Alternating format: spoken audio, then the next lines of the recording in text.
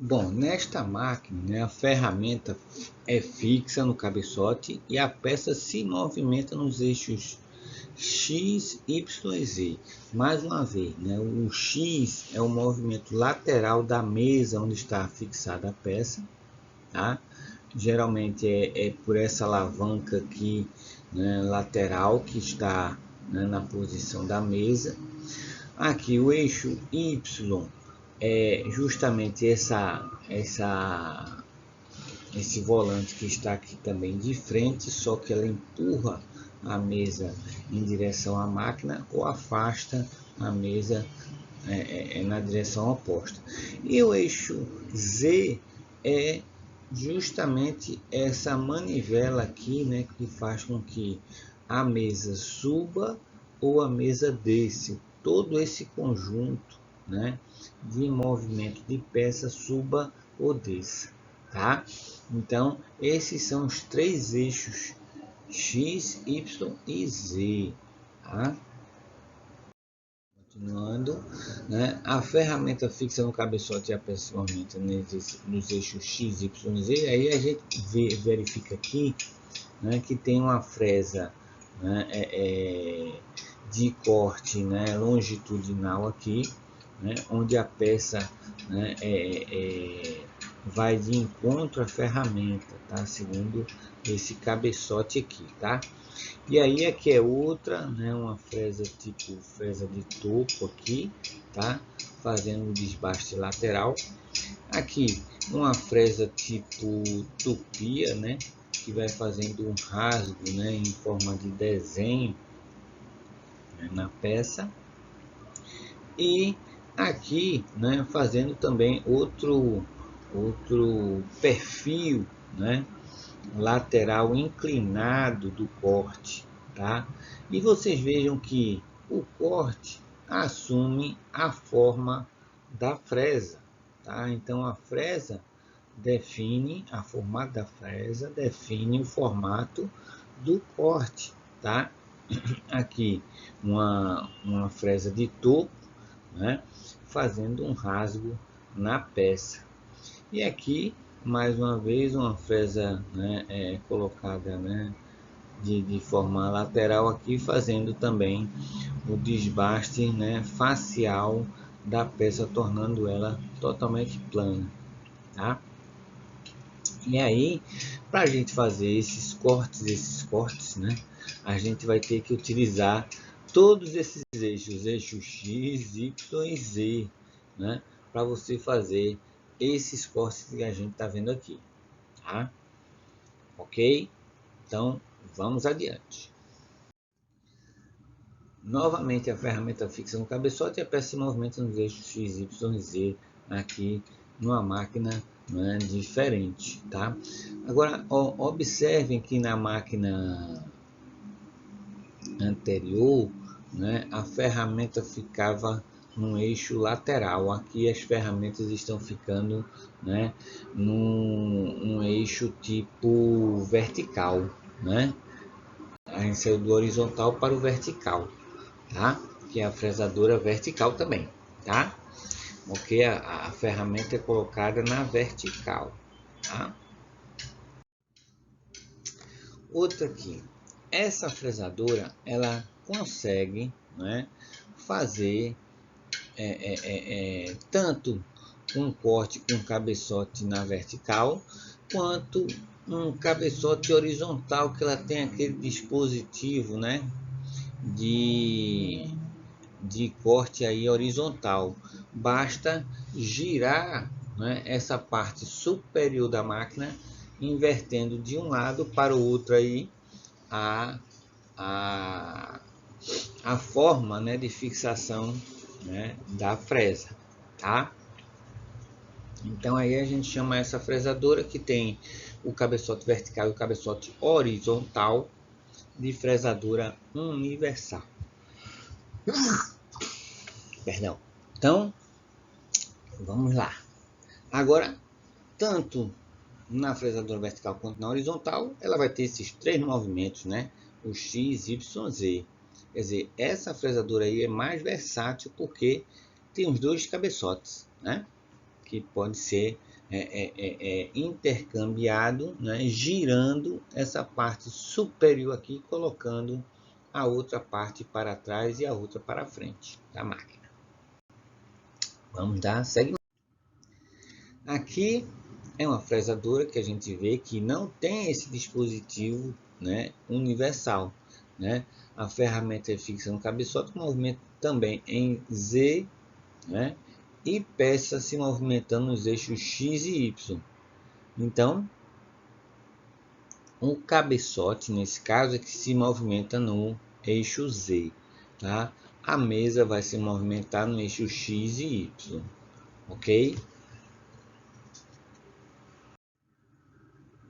Bom, passando agora para a velocidade de corte constante, tá?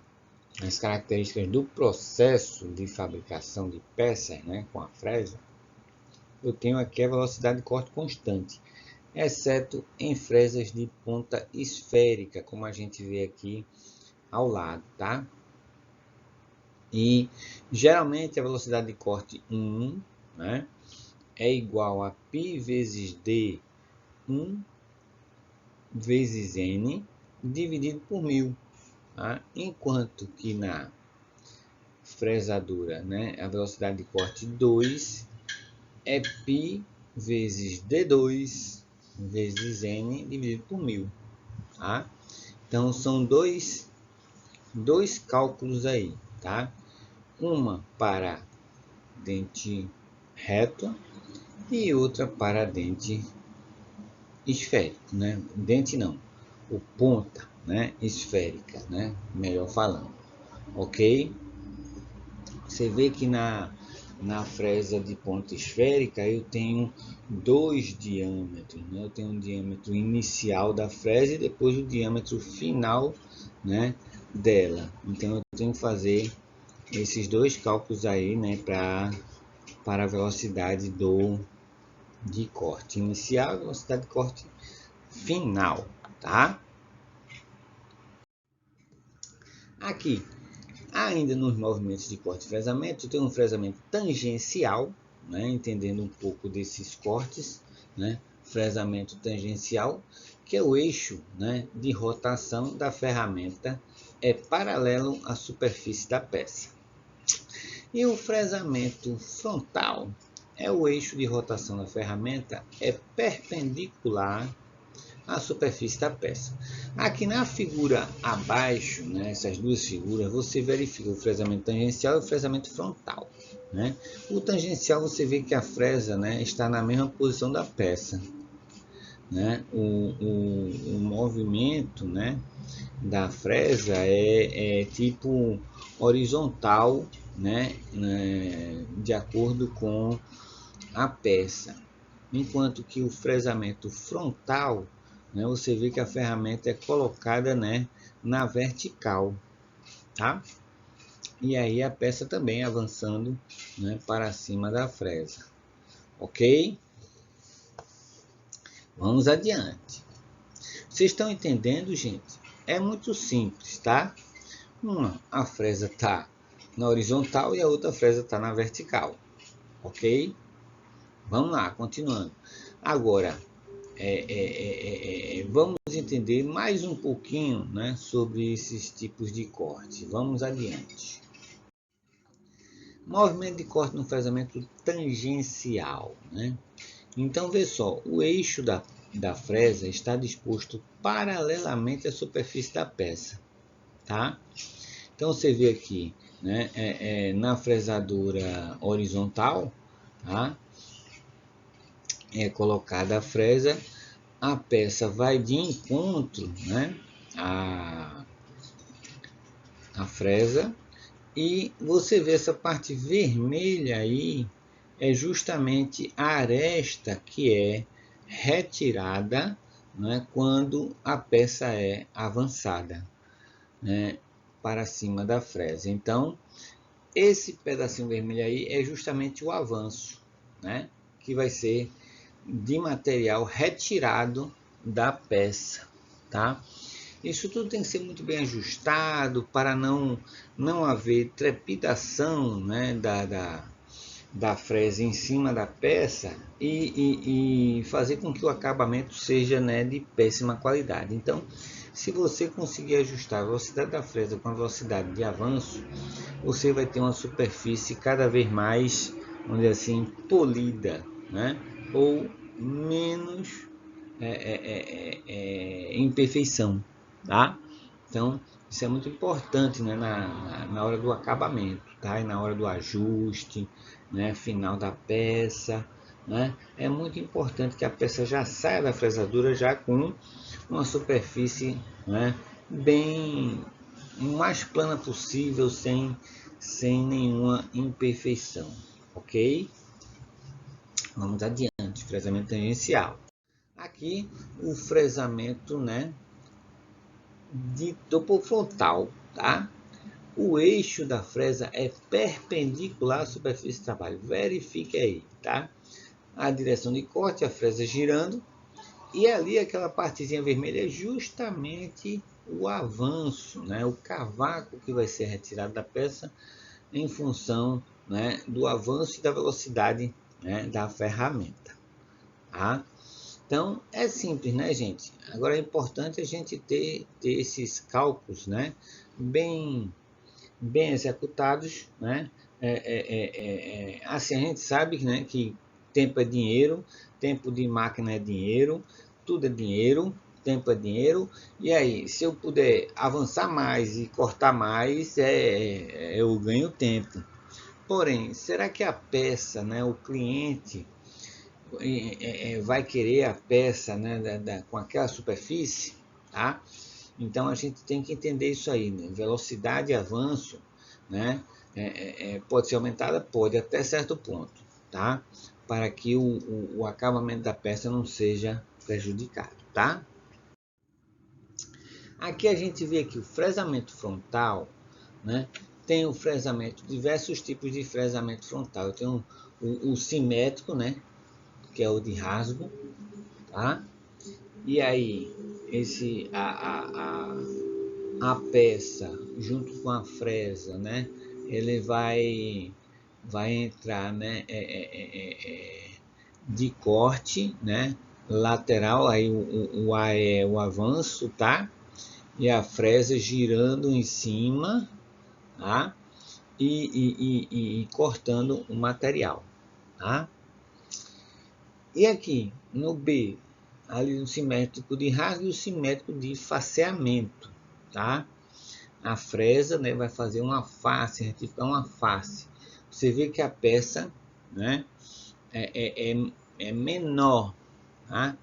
É menor que o tamanho da fresa, enquanto no A, né, a peça é maior que o tamanho da fresa, tá? Mas os dois são fresamento frontal, tá? E aí, na letra C, assimétrico, né, com toda a superfície sendo fresada, tá? Aí, só que você verifica que a peça ela está lateral, né, a fresa. A fresa não está cobrindo toda a superfície, né, da peça de forma assimétrica ou simétrico, né? Ele está assimétrico, né? Não está no eixo, tá? Não está no eixo da peça, está fora do eixo da peça, tá? E é possível fazer esse corte? É possível fazer esse corte sim, tá? Aqui em função da peça, em função, né, de outras características, né, necessárias na execução da peça. E o assimétrico com parte da superfície sendo fresada também pode ser feito, né? Eu não vou fresar a peça toda, eu só vou fresar um pedaço dela, uma parte dela. Vou tirar o material de uma parte dela com a fresa. Aí a gente chama de assimétrico, né, também, só que com parte de superfície sendo fresada. No C não, no C era toda a superfície sendo fresada. Ok, gente? Há alguma pergunta? Você vê que está muito simples aí. A própria figura, né, vamos dizer assim, é explicativo, né? Agora, logicamente, né, o desenho, a gente tem que entender um pouquinho do desenho para a gente poder entender e compreender, né, o que está né, assim, representado no desenho, tá? E você vê aqui uns ângulos, né? Tem uns ângulos aí, né? Esses ângulos aí são de esforços, né? Da fresa junto à peça, tá? A peça vai sofrer um esforço e a fresa também, né? E aí, esses ângulos aí é justamente em função do corte que está sendo executado na peça e o avanço, né, dela de encontro à fresa, ok? Então, vai gerar um esforço e o esforço está aí representado nesses ângulos, nessas letrinhas gregas aí, ok? Que é possível calcular também em função, né, desses ângulos aí. Tá? Olha aí, aqueles ângulos de novo, né? Um momento de corte importante, só que eu tenho o esforço, né, concordante e o esforço discordante, tá? E aí você vê, é importante ajustar a velocidade, né, de avanço em função da velocidade de corte. Para quê? Para que a peça não esbarre, né, na fresa sem que ela esteja cortando. Tá? Então, é importante a velocidade da fresa, tá, nesse avanço aí, tá? Para a retirada do cavaco e sem forçar a fresa. Tá? Então tem que pensar nisso, né? O cavaco tem que sair sem eu empurrar a peça, né? Onde assim, numa velocidade maior que a velocidade de corte que a fresa está fazendo. Senão eu vou quebrar tudo. Eu vou quebrar a fresa, eu vou quebrar, né? Vou empenar o eixo da fresadora. Então tem que ajustar isso aí, né, corretamente. A fresa tem que tirar o cavaco antes, né, que a peça empurre, né, a fresa de encontro ao eixo dela, ok? Então aí a gente tem um esforço concordante, onde a fresa, né, está girando para um lado e o avanço seja no sentido de giro da fresa. Aí a gente chama desse avanço de avanço concordante, tá? Um movimento de corte concordante. Enquanto que o outro, o abaixo, você vê que a fresa está indo num determinado sentido e a peça está indo no sentido contrário, e a gente chama esse avanço de avanço discordante. Ok, gente. É fácil entender. Agora, se a gente não fizer direito, o negócio sai quebrando tudo, né? Sai arrebentando tudo. Tá? Por isso que a gente tem que fazer as coisas assim, né? Depois de um treinamento, estiver seguro, né, do que esteja fazendo, para que não danifique, nem cause prejuízo, nem na peça, nem na máquina, nem na fresa, de jeito nenhum. Ok? Então, vamos adiante. Vantagem do corte discordante. Vamos ver aí. Vantagem do discordante é aquele que a peça vai no sentido e a fresa está indo, né, de encontro, né, à peça. Aí, a operação da aresta de corte não depende das características da superfície da peça sendo usinada. Tá? Por quê? Porque ela vai pegar por baixo, né? Ela vai pegar por baixo. A superfície da peça aí vai ser cortada, né, na hora que a fresa chegar lá em cima, ok? A crosta endurecida ou contaminações na superfície também não prejudica a vida útil da ferramenta. Por quê? Porque ela está pegando por baixo, meu irmão. Tá tirando material por baixo. Então, o que está em cima vai ser arrancado, né, de forma natural. Tá? E o corte é suave, desde que as arestas estejam bem afiadas. Né? Então, mais uma vez, né, a afiação da ferramenta também é muito importante. Tá? Com o ângulo certo, com o avanço certo de durabilidade e eficiência de corte. Ok? Vamos